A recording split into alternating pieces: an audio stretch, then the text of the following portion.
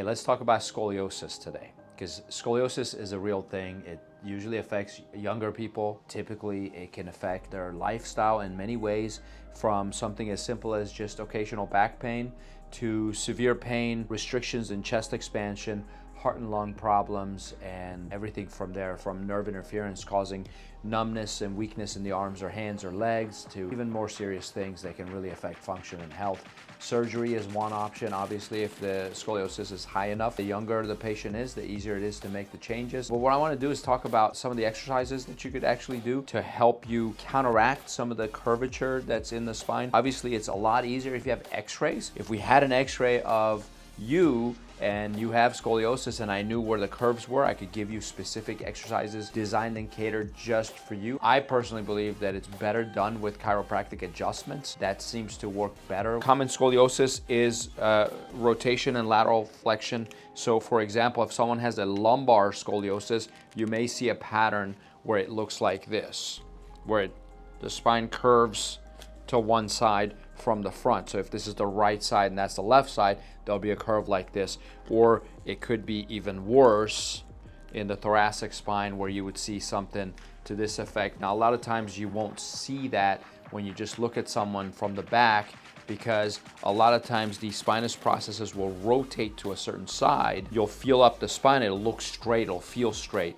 But when you take an x-ray, you'll see the curve. Sometimes when you have a patient bend over, you'll see the curves that way, because what you'll see is rib humping, where the rib cage will sit higher on one side compared to the other. If that is the case, let's say you're a parent and you're checking your child for scoliosis, one of the things I highly recommend is when you have your child bend over like this, don't have them bend this way, have them curl their back and bend this way.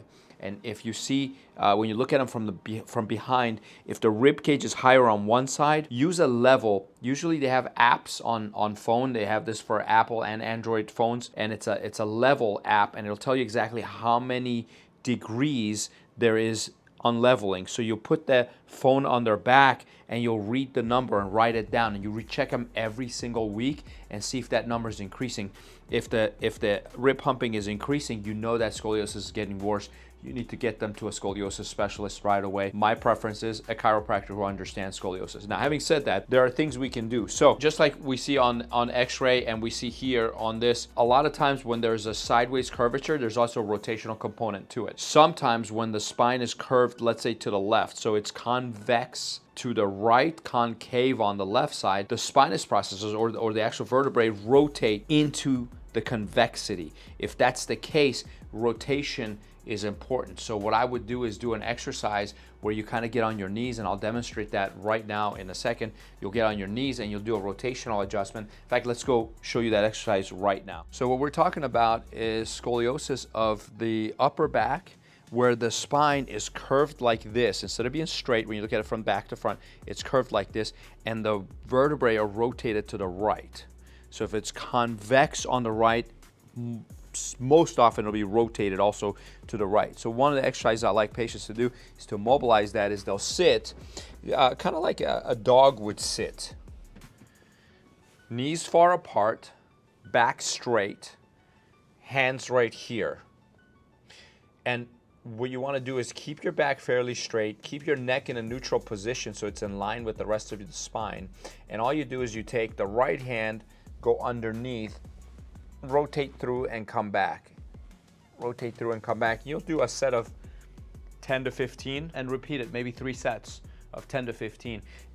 When it's scoliosis like this, if the bones are rotated to the right, you always want to be going right to left. If it was rotated the other way, you would go the other way. You don't want to do both sides. Now, if you're someone who just has immobility in the thoracic spine, in the mid-back area, where your shoulder blades are, above your lower back, below the neck, that area, if there's restrictions there, you just want to mobilize that and teach proper rotation in there. You feel like you're not getting a good expansion when you take a deep breath or something, well, you're welcome to do that exercise on both sides. But if you know your x-rays and you know where the rotation is, but you want to do it only on one side to balance that. And let's talk about another exercise. So a lot of times there will be translation of the torso with regards to the pelvis. And so it'll be this type of a scoliosis where the spine goes this way, and then it'll obviously curve back the other way somewhere above that. But this part of it, where the torso is over off center, that needs to be balanced, which means this needs to be shifted over to the side in this manner. There's many ways to do these exercises. So this is just one way. I like this because it's easy. Anytime you do a weight-bearing exercise, there's more likely that your nervous system will create a permanent pattern to hold that. So that's why I like the standing ones. And so if this is the problem with the scoliosis, where it leans to the right and then curves back to the left, and you want to move the torso to the left. So the exercise would be against the wall, and you stand where your foot is touching the wall, your shoulders touching the wall, and maybe cross the arms in front of you. Bring the hip over to the wall so it's touching. And what you want to do is translate the torso to the left. That's the motion. Now, notice it's not this.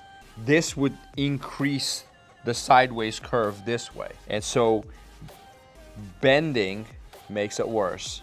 So you have to almost dip the right shoulder down and pull away from the wall, where you're just taking your rib cage and sliding it over and back, sliding it over and back. So dip down, move away, come back. Stay as upright as you can. No bending forward or backwards, no twisting. This is a straight translational exercise. Dip the shoulder down, pull away, and come back. Dip down, pull away, come back. You'll actually feel the muscles on the right side of your body start to contract. You'll feel that contraction. That's when you know you're doing it correctly. If it's the other way, you do it on the other side. So then you would put this leg against the wall and hip touches the wall, dip the left shoulder and go away. That's if the scoliosis goes to the left side. You'll use one of these, and again, this is going to be against the wall, and it's similar. So let's say the torso is like this, and it's curved this way. We put the roll right here, and then we push the hip against the wall to come back, to combat that curve. And that would look like this. You put this right against your rib cage, and all you do is you push the hips in and back, in and back, and you will feel the other side of your body working. Now, you don't want to bend to do that. You want to kind of translate the hips over to the side and back. You push against and back. So that one, you may feel working on the other side, but it's the same motion, because if the torso is translated to the right and it's curving this way, you're undoing that. Obviously, if it's on the other side, you do it the other way. Your chiropractor will tell you, or your radiologist or whoever took those x-rays will explain to you which side that is, and you may want to have that image with you so you can kind of conform these to that. If not, it'd be always a lot easier and better for you to have someone walk through them with you and show you how to do them. But this should give you a general idea of what we're thinking. Obviously, there's a lot more that goes into it. If there's mobility restrictions, adjustments, corrections of those restrictions would be beneficial before you do this, because if bones are restricted and the motion's not happening, well, you're not going to get the benefit of the exercise as well. The last thing we would do was you just put this in the apex of that curve and you lie on it. So I'll show you what that looks like. In the case that we were talking about, the scoliosis would be with a torso translated this way with a curve that way. So this part of your spine is curved this way. So we put that part against the roll and lie sideways. So make sure you have a pillow of some sort to support your neck, and you lie on your side. The roll goes under the rib cage, not under your lower back. And you lie like this. And I would recommend you do this for up to 12 minutes. Certainly up to 20 minutes is okay. I wouldn't do it longer than 20 minutes. I don't think it's beneficial. Sometimes if you do have a big curve, when you lie on this, you'll instantly feel a big stretch on one side, and it'll be very uncomfortable. The first time you do this, you'll probably only be able to hold it for, I don't know, maybe a minute maximum. And then you'll start to experience some aches and pains. You have to stop. The minute it bothers you, you stop. The next day, try to do a few seconds longer until eventually you can do it all the way. Simply, if you want to increase rotation to one side, maybe having a band that comes this way, that the resistance increases as you go further, that could help you. You just hold on to the band and rotate. Cable type exercises in the gym would do the same thing. When you look at the spine from the side, it has these natural curves to it. Those curves are critical to the health of the spine because they help absorb shock. And if the curves weren't there, the forces would go into the discs, and the discs would start to wear out or herniate or bulge. Not a good situation. But what you'll see a lot of times, if a patient is missing the normal curve from the side, those are the people where the body will naturally put a curve from the front to back to counteract. So from the side, it looks straight in the lower back, but when you look at it from the front or from the back, you'll see that sideways curve. Those curves are creating stability in the spine and they're allowing for shock absorption. So sometimes what you want to do is increase this curve, and the body will naturally reduce the other curve.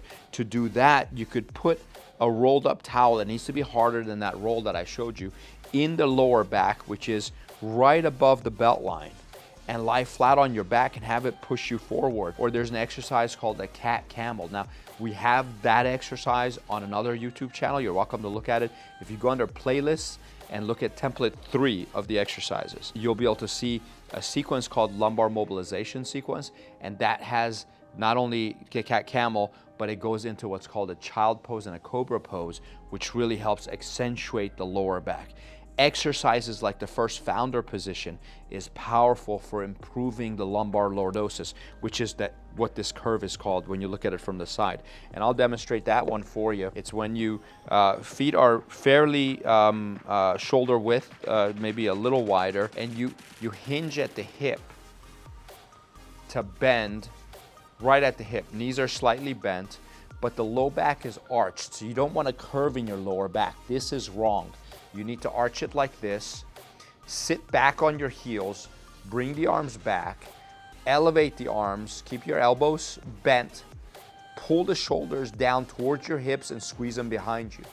Once you feel that contraction in your lower back and mid back, hold that position as you bring the arms all the way up, go as high as you can, go even higher, squeeze that and hold for 10 seconds.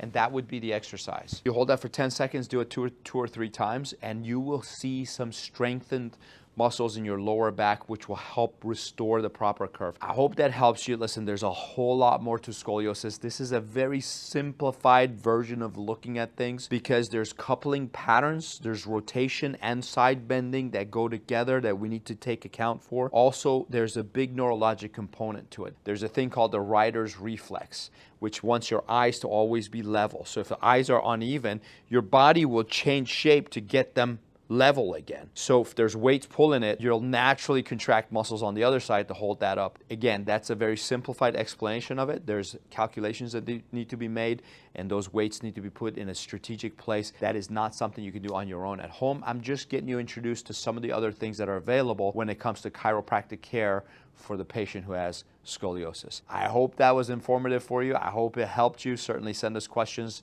that you have. Share the video with anybody who has scoliosis or parents who are worried about their children who may have scoliosis. Let them see some of the possibilities. You don't need to do the bracing if you don't have to. If a doctor says it's an option but it's not necessary, well then try some of the exercises. Try a chiropractor. If surgery is not recommended yet, well, let's not wait till it gets bad enough that you would need the surgery. Let's try to correct it before it gets worse. Share the video, like and subscribe, and let me know what you think. I'll talk to you next time.